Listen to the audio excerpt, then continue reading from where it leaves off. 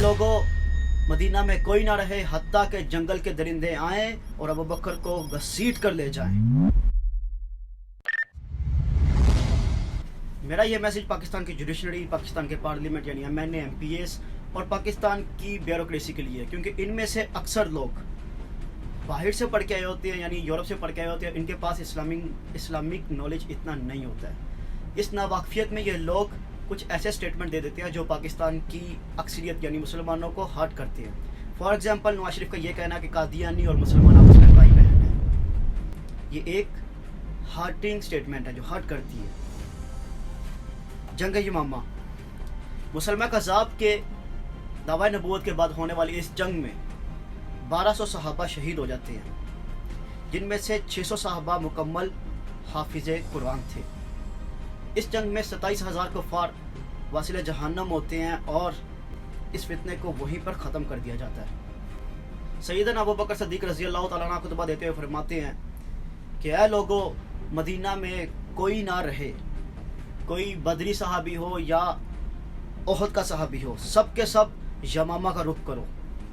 फिर दोबारा आंखों में आंसू लिए हुए फरमाते हैं कि ऐ लोगों, मदीना में कोई ना रहे हत्ता के जंगल के दरिंदे आएं और अबू बकर को घसीट कर ले जाएं।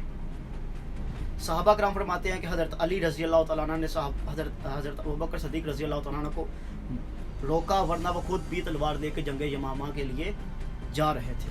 ये वही जंग है जिसके बारे में अहले मदीना कहते हैं, बाखुदा इससे पहले ऐसी जंग ना हमने देखी ना लड़ी थी। आगाज़ इस्लाम से जंग यमामा तक होने वाली तमाम गज़वात यानी गज़वा ओहद, बदर, हुनैन, खंदक, खैबर, इन सब में होने वाली शहादात की तादाद मुसलमानों की 259 थी।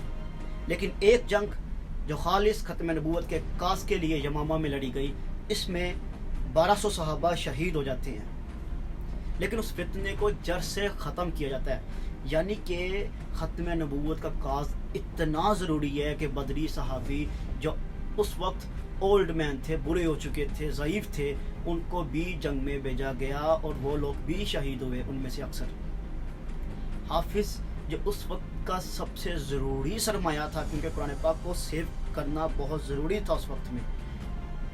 600 हाफिज़े कुरान इस जंग में शहीद हो जाते हैं। मेरी कौम, ख़त्म नबूवत के काज को समझो। इस वक्त हम लोगों को जंग करने की ज़रूरत नहीं है, कानून बन चुके हैं।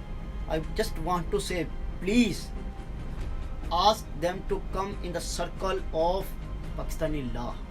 As per the law, they are non-Muslim. So उनको इस बात को मानना पड़ेगा कि वो नॉन मुस्लिम है। कुछ पाकिस्तानी ब्यूरोक्रेसी के लोग, कुछ पाकिस्तानी जुडिशरी के लोग, कुछ पाकिस्तानी सियासतदान उनको आउट ऑफ द वे जाके सपोर्ट करने की कोशिश करते हैं। So please out of the way support नहीं करो। जो उनके राइट्स हैं वो उनको दें, जो उनके राइट्स नहीं हैं वो उनसे छीनने पड़ेंगे as per the law of Pakistan. अस्सलाम वालेकुम। पाकिस्तान जिंदाबाद।